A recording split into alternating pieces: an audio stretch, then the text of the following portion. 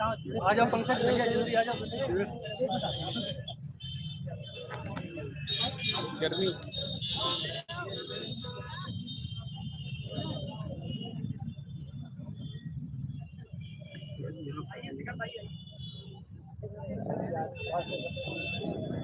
आज बीएड की एकता को लेकर देश के सभी जो जितने भी बीएड संगठन हैं उनको एक मीटिंग, एक महापंचायत बुलाएगी प्रयागराज में।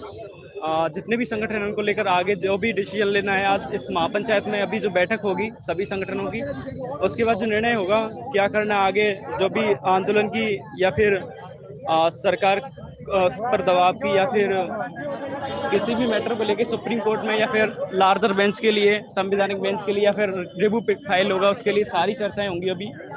और जिस तरीके से आज यहाँ पे आंदोलन हुआ है प्रयागराज में, अगर इसी तरीके से महापंचायत या फिर कैंडल मार्च, शांति मार्च अगर पूरे देश में होते हैं तो सरकार तक निश्चित ही अपनी बात पहुँचेगी। तो मैं देश के सभी जितने भी बीएड धारी हैं, देश के कोने कोने से सब आज शिक्षक दिवस पर घर से बाहर निकलें और कैंडल मार्च या फिर जो भी शांति मार्च है वो निकालें अपने लोकल में, और सरकार तक अपनी बात पहुंचाने के लिए जो भी आपसे प्रयास हो सके वो करें, या फिर न्यूज़ चैनल के माध्यम से या फिर फेसबुक लाइव के माध्यम से या फिर जितने भी यूट्यूब चैनल हैं उनके माध्यम से अपनी बात को जितने भी बीएड धारियों तक हो सके उतनी बात तक पहुंचाएं और शांतिपूर्वक जो भी आपसे हो वो करें, या फिर लेटर लिखें सीजीआई के नाम पे या फिर यूनियन ऑफ इंडिया को, एमएचआरडी को या फिर एनसीटी को, जो भी आपसे हो सके। और जो भी आगे की प्लानिंग होगी, जो भी महापंचायत में निष्कर्ष निकलेगा आगे का, वो जल्दी आपको बता दिया जाएगा आगे क्या करना है। जो भी रणनीति है वो सभी तक पहुंच जाती है और आगे की जो भी है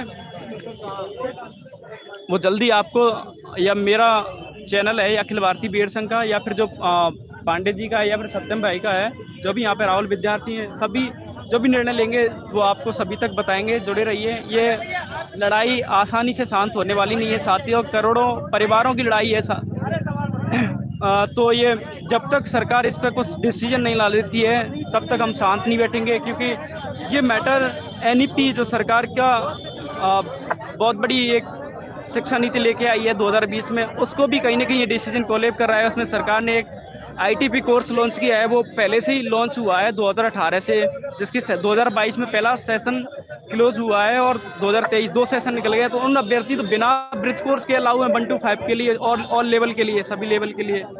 तो क्या आईटीपी को सरकार क्या करेगी आईटीपी को लेकर, और इस तरीके से रहा तो डिग्री और डिप्लोमा दोनों कोर्स खत्म होंगे, 2030 तक समाप्त करेगी सरकार, और 30 के बाद जो आईटीपी कोर्स है वही रहेगा। तो 35 में शिक्षक कहाँ से लाएगी? अगर ये जजमेंट रहता है तो सरकार शिक्षक कहाँ से लाएगी? 2035 में 40 में आगे आके शिक्षकों की भारी कमी आएगी देश में। तो सरकार को विचार करना चाहिए, अभी जो सेशन बैठ रहा है उस पर अध्यादेश आए और फिर से बीएड को प्रायोरिटी में शामिल, जो भी आप करिकुलम में थोड़ी बहुत कमियां हैं उनको ब्रिज कोर्स के माध्यम से या तो ब्रिज कोर्स पहले करा दे सरकार, जल्दी इस पर ब्रिज कोर्स पर भी एनसीटी डिसीजन ले। और कहीं ना कहीं मुझे लगता है सरकार इस पर चर्चा कर रही है, एनसीटी और सरकार। अभी तक ना तो एनसीटी ने कोई नोटिफिकेशन जारी किया है इस रिगार्डिंग, ना ही जो केबीएस है उसका भी रिजल्ट जारी हुआ है, जो एमएचआरडी से चलता है केबीएस। तो सरकार कुछ ना कुछ इस पर कर रही है, और मेरी जहाँ तक एनसीटी के अधिकारी हैं वो भी चल रही है, मीटिंग चल रही है इस रिगार्डिंग। तो कुछ न कुछ कंक्लूजन जो भी सॉल्यूशन है वो जरूर निकलेगा और जरूर राहत मिलेगी सभी बीएडधारी को। धन्यवाद।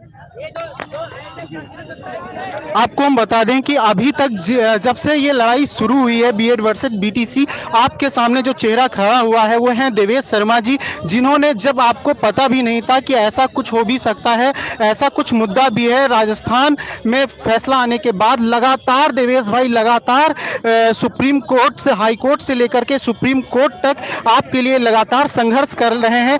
एक बार देवेश शर्मा जी के लिए एक बार जोरदार तालियां बजाइए सभी लोग। देवेश भैया, आप बताएं कि अभी तक आपने मतलब क्या संघर्ष किए, क्या चैलेंजेस आपके सामने आए? पैसों की समस्या आई होगी और बहुत सारी समस्याएं आई होंगी। ये मामला स्टार्ट होता है राजस्थान से 3 जनवरी 2021 को। वहाँ के जो तब का शिक्षा मंत्री थे उस टाइम के, स्टेट गवर्नमेंट में कांग्रेस सरकार है, उन्होंने हमें नोटिफिकेशन से बाहर कर दिया। जबकि फिर हम हाई कोर्ट गए और हाई कोर्ट ने बोला कि जो एनसीटी के जो कानून है वो मैंडेटरी होते हैं, राज्य मानने के लिए बाध्य है। फिर हमें एग्ज़ाम दिलवा गया, उसके बाद हम एग्ज़ाम के बाद हमारा रिजल्ट पे स्टे डाल दी हाई कोर्ट ने, और हाई कोर्ट के जो उस टाइम के तत्कालीन सीजीआई थे, उन्होंने जस्टिस अकील कुरैशी, उन्होंने लगातार अपनी बेंच में 22, 23, 24 लगातार सुनवाई की। उसके बाद 25 को जजमेंट दे दिया और इसको असंवैधानिक करार दिया इस नोटिफिकेशन को। लेकिन उन बेड़धारियों का क्या पता कि इसमें क्या प्रोसीजर फॉलो किया गया है, क्या क्या हुआ है इस कानून को बनाने में, क्या सरकार की पॉलिसीज़ हैं। लेकिन उसके बाद एक दिन बाद जजमेंट आता है 26 नवंबर 2021 को ही हिमाचल हाई कोर्ट का, और वो इस मामले को पॉलिसी बताता है और इस नोटिफिकेशन को बरकरार रखता है। फिर उसके बाद ये मैटर सुप्रीम कोर्ट जाता है, सुप्रीम कोर्ट जाता है तो हिमाचल हाई कोर्ट जजमेंट पे स्टे देता है अपने। फिर उसके बाद ये लगातार सुप्रीम कोर्ट में सुनवाई होती है, और बीएड की तरफ से सीनियर एडवोकेट शुरू में स्टार्टिंग में सबसे पहले रहे थे वो अटॉर्नी जनरल मुकुल रोहतगी ने पैरवी की थी सबसे पहले। उसके बाद सीए सुंदरम जो कि बीसीसीआई के एडवोकेट रहे हैं, और मुकेश अंबानी के भी, अनिल अंबानी के एडवोकेट रहे हैं। उसके बाद फिर हमने लगातार जैसे भी हमें, क्योंकि लड़कों में उत्साह कम होता जा रहा था, फिर हमने एक सीनियर एडवोकेट रखा पीएस पटवालिया, जो चंडीगढ़ हाई कोर्ट में 2006 में जस्टिस भी रहे, उनके फादर सुप्रीम कोर्ट में भी जस्टिस रहे, उनको किया। लगातार वो हर हियरिंग में उपस्थित रहे, और 12 जनवरी 2023 लगातार सुनवाई होती है और जजमेंट रिजर्व कर लिया जाता है जस्टिस बोस और जस्टिस सुधांशु धूलिया जी की बेंच में। फिर ये जजमेंट आता है 11 अगस्त को 2023 को, और भी जो कि राजस्थान हाई कोर्ट ने जजमेंट दिया, उसी जजमेंट में थोड़ा चेंज वेंज करके वही जजमेंट पारित कर दिया जाता है, और देश के करोड़ों बीएडधारियों को प्राथमिक शिक्षक भर्ती से बाहर कर दिया जाता है। और बीएडधारियों में निराशा की खबर तो यूँ है कि उन अभ्यर्थियों का क्या दोष जिन्होंने सरकार के नोटिफिकेशन को मानकर 5 साल अपने बर्बाद किए, और आगे इसकी प्राथमिक शिक्षा की तैयारी कोई इलाहाबाद में छोटे छोटे रूमों में, या फिर जयपुर हो, या फिर देश के बिहार में पटना हो, देश वेस्ट बंगाल हो, किसी भी स्टेट में, तो अगर उनको ऐसा पता होता है नोटिफिकेशन गलत है, तो वो दूसरे अपॉर्चुनिटी को देखते। जैसे कोई भी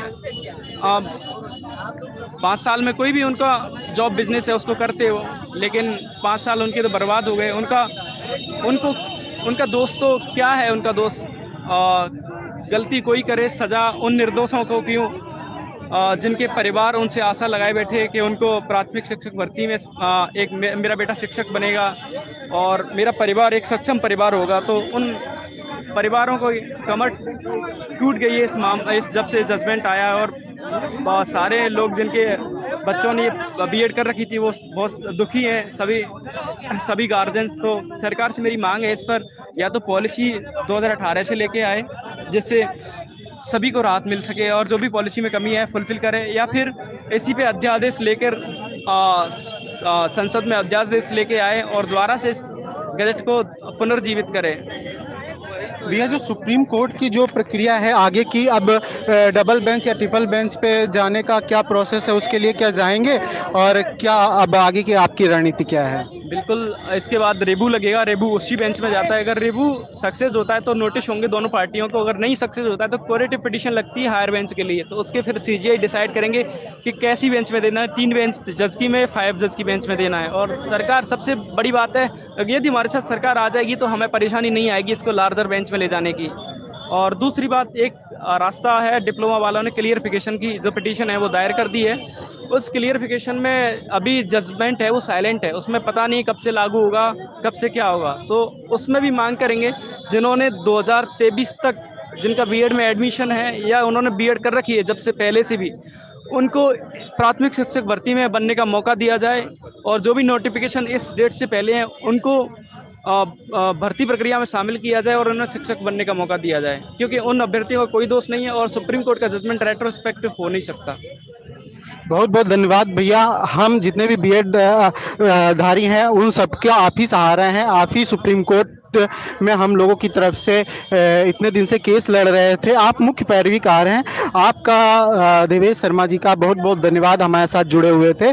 और अब हम आवाज़ देंगे, यहाँ पे बुलाएंगे हरिओम पांडे जी को, जो कि अपनी बात को एक अलग लहजे से रखते हैं, एक अलग जोश और उत्साह के साथ रखते हैं। फैक्ट, संविधान की बातों को, संविधान के अनुच्छेद और संवैधानिक एवं शांतिपूर्वक अपनी बात रखने के लिए जाने जाते हैं। हम बुलाएंगे अपने अपने परम मित्र और बहुत ही सशक्त है, सशक्त लीडर हैं और इन्होंने अभी बलरामपुर में बहुत ही सफल रैली का आयोजन किया। आइए हरिओम पांडे जी।